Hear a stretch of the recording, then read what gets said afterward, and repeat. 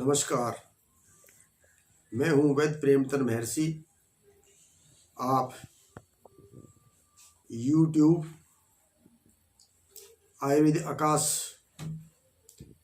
Channel से मैं आपके सामने रूबरू होने जा रहा हूँ। साथियों, लगभग 1 साल से पूरा विश्व कोरोना नाम की महामारी से ग्रसित है, जिसमें आज तक लाखों लोग अपनी जान गंवा चुके हैं। परंतु अभी तक इसके बारे में पूर्णतः खोज नहीं हो सकी है। हालांकि विभिन्न देशों में इसके वैक्सीन भी आ चुके हैं। हमारे देश ने भी इसका वैक्सीन बना दिया है। परंतु समय समय पर इस कोरोना ने अपने अनेक प्रकार के रूप बदले हैं। मेरे पास आने वाले रोगियों में देखा कि बहुत से मुझे ऐसे रोगी मिले जिनके शरीर में खांसी, जुखाम, बुखार या सांस की दिक्कत, सिर में दर्द, इस प्रकार के कोरोना के कोई भी लक्षण उनमें नहीं पाएगी। परंतु फिर भी वे लोग कोरोना ग्रसित थे। जब कहीं भी समाज के समस्त मेंबरों का चेकअप हुआ तब उसमें पता लगा कि अमुक आदमी कोरोना से ग्रसित है। कई इस प्रकार के पेशेंट भी मेरे पास आए कि जिनका CBC ब्लड ग्रुप सब कुछ चेक करने के बाद भी उनकी रिपोर्ट नॉर्मल आई।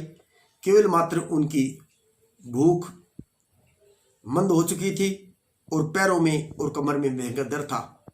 जब उनका CT स्कैन कराया गया तब पता लगा कि वे लोग कोरोना से ग्रसित हैं। कई बार देखा गया कि एक ही परिवार के 5 आदमी साथ में रह रहे हैं, परंतु उसमें से एक ही आदमी कोरोना से ग्रसित है, बाकी आदमी पूर्णतः स्वस्थ हैं। इस पहलू पर जब मैंने गूढ़ रूप से मनन किया तो मुझे इस बात का अंदेशा हुआ और इस बात का पता चला कि जिन एक परिवार में रहते हुए साथ में उठते बैठते हुए भी ये समस्त व्यक्ति कोरोना से ग्रसित क्यों नहीं हुए? क्योंकि कोरोना यह छुआछूत की बीमारी थी, जिसके कारण WHO ने मास्क का प्रयोग करना, 2 गज की दूरी बनाए रखना, बार-बार हाथों से साफ करना के निर्देश दिए थे। इसके तहत मैंने देखा कि जिन लोगों की इम्यूनिटी पावर ज़्यादा है, जिनकी या विल पावर ज़्यादा है, या शरीर में जिनकी रोग प्रतिरोधक क्षमता ज़्यादा है, वे लोग साथ में रहते हुए भी कोरोना जैसी भयंकर बीमारी से ग्रसित नहीं हुए। इसी प्रकार की अनेक बीमारियां भी होती है जिसमें जो व्यक्ति जिसके शरीर में जितनी रोग प्रतिरोधक क्षमता ज़्यादा होती है, वे लोग उसकी चपेट में कभी नहीं आते हैं। अगर आ भी जाते हैं तो कुछ समय के अंतराल के बाद में वे पूर्ण स्वस्थ हो जाते हैं। इस समस्त प्रकार के रोग को, निदान को, लक्षणों को देखते हुए मैंने यहाँ पर आप लोगों की सुरक्षा के लिए मेरे अनुभूति के अनुसार रोग प्रतिरोधक क्षमता किस प्रकार शरीर में बने, किस प्रकार बॉडी में इम्यूनिटी पावर पैदा हो, क्या खाए पिया जाए, किस प्रकार का रहन सहन हम करें, उस पर मैंने आप सभी लोगों का ध्यान आकर्षित किया है। मित्रों, सबसे पहले मैं आज उन बच्चों के बारे में भी बात करूंगा जिनकी इम्यूनिटी पावर बहुत कम है, जो समय पर विभिन्न प्रकार की बीमारियों से ग्रसित हो जाते हैं। अतः हमारे बच्चे इस प्रकार से ग्रसित न हो, उसके लिए प्रातःकाल और रात्रि के समय 2 बार दिन में प्रत्येक बच्चे को तुलसी का रस, आंवले का रस, अदरक का रस शहद और छोटी पीपली, इन सब को मिक्सअप करके अगर हम बच्चों को 5 साल से छोटे बच्चे हैं उनको अगर इसको हम देंगे तो उससे इनकी बॉडी में रोग प्रतिरोधक क्षमता पैदा होगी और इन पर किसी भी प्रकार के रोग का असर नहीं होगा। मैं आपको यहाँ बता दूं कि अगर हम लोग स्वस्थ रहना चाहते हैं तो हमें प्रातःकाल प्रत्येक व्यक्ति को कम से कम खाली पेट 5 पत्ते तुलसी के अवश्य प्रयोग करने चाहिए। इसी के कारण से आज हमारे देश के अंदर तुलसी के नाम से भिन्न प्रकार के प्रोडक्ट आ रहे हैं और लोग उनसे लाखों रुपए कमा रहे हैं, जिसका भी शरीर में कोई मेरी दृष्टि से विशेष असर नहीं होता है क्योंकि उनमें प्योरिटी नहीं होती है। अतः हम लोगों को प्रातःकाल केवल मात्र ही 5 तुलसी के पत्ते प्रतिदिन उपयोग करने हैं। इसके अलावा मेरे माता बहन भाई जो बुजुर्ग हैं या जवान हैं और जो या शुगर के रोगी हैं या जो वृद्ध हैं, उन सब के लिए मैं आपको इस प्रकार की जड़ी बूटियां बताने जा रहा हूं जिसके प्रयोग करने से दीर्घायु प्राप्त होती है और व्यक्ति कभी भी किसी प्रकार के रोग से ग्रसित नहीं होता है।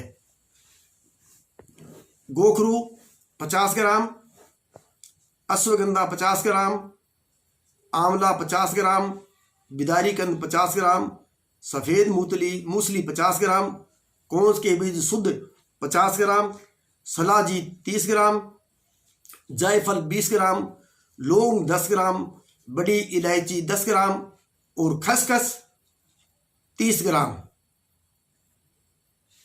इन सभी का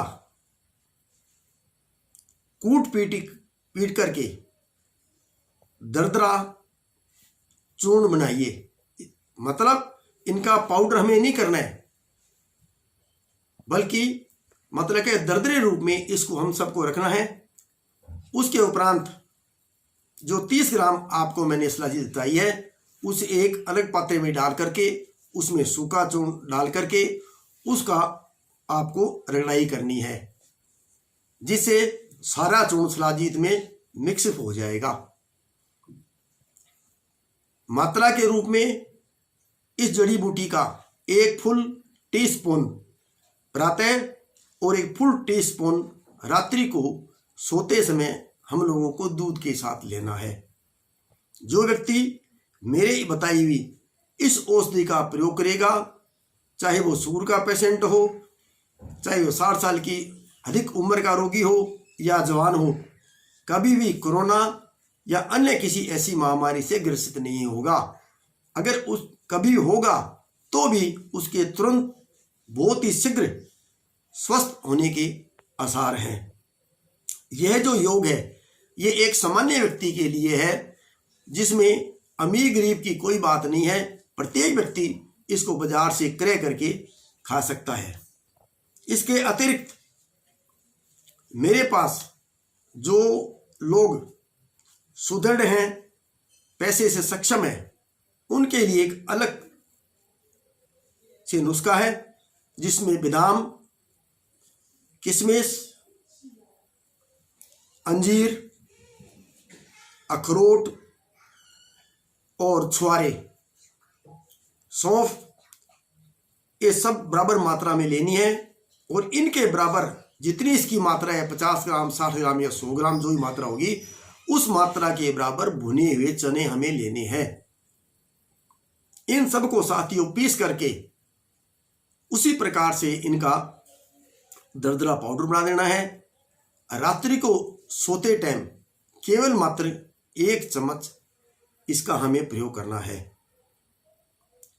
ये तीनों नुस्खे, प्रथम बच्चे का, द्वितीय समस्त रोग व्यक्तियों का और तीसरा दिनहाडे व्यक्तियों का, जो मैंने आपसे इम्यूनिटी पावर बढ़ाने के लिए जो अब चाहते मैंने मेरी बात शेयर की है, उसमें जो 2 नंबर का अश्वगंधा जी जो मैंने जड़ी बूटियाँ आपको बताई है वो ये बहुत ही कारगर है। उसमें इतनी इम्यूनिटी पावर है कि वह इंसान को एक घोड़े के समान ताकतवर हष्ट पुष्ट बना देता है। अतः लंबे समय तक इसका आप प्रयोग कर सकते हैं। सर्दियों में जो मैंने मात्रा बताई है उतनी मात्रा लीजिए। अगर मौसम गर्म है, गर्मी का समय आ जाता है, तो उस वक्त उसकी मात्रा आप अधिक कर सकते हैं। साथियों, मानव के जीवन रक्षा के लिए, उनकी दीर्घायु प्राप्ति के लिए, शरीर में इम्यूनिटी पावर बढ़ाने के लिए, विल पावर बढ़ाने के लिए मैंने आपके सामने रूबरू हुआ हूं। हमेशा ही ये प्रकृति का नियम है कि जिस व्यक्ति की इम्यूनिटी पावर ज़्यादा होगी वह व्यक्ति अक्सर रोग से ग्रसित नहीं होता है। सामान्य बीमारी उस व्यक्ति को नहीं छू सकती है। जिस व्यक्ति की इम्यूनिटी पावर कम होगी वो ही व्यक्ति सामान्य रूप की बीमारी होने के उपरांत भी गंभीर रूप धारण कर लेते हैं। साथियों, जो व्यक्ति, माता बहन भाई मेरे इस प्रोग्राम को देख रहे हैं, उन सब से मेरा ये अनुरोध है कि आप इसको अधिक से अधिक मात्रा में सब्सक्राइब कीजिए, क्योंकि यह एक धार्मिक कार्य है। जितने अधिक लोगों को आप बताएंगे, जितने लोग बीमारी से बचेंगे, उसमें आप भी धन्यवाद के पात्र होंगे। आपको भी उतना ही सुफल मिलेगा जितना कि सुफल मुझे मिलेगा।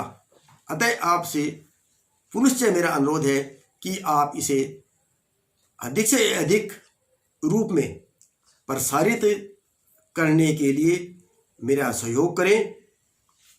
और अगर इसमें किसी प्रकार की बात आपको समझ नहीं आई हो तो मेरे आयुर्वेद आकाश यू चैनल पर मेरा मोबाइल नंबर है, उसके द्वारा भी आप मेरे साथ में कभी भी वार्ता कर सकते हैं। मैं केवल और केवल मात्र पुरुषार्थ के रूप में यह समस्त कार्य कर रहा हूं। आप सभी का धन्यवाद। शुभ रात्रि, शुभ मंगल कामनाओं के साथ।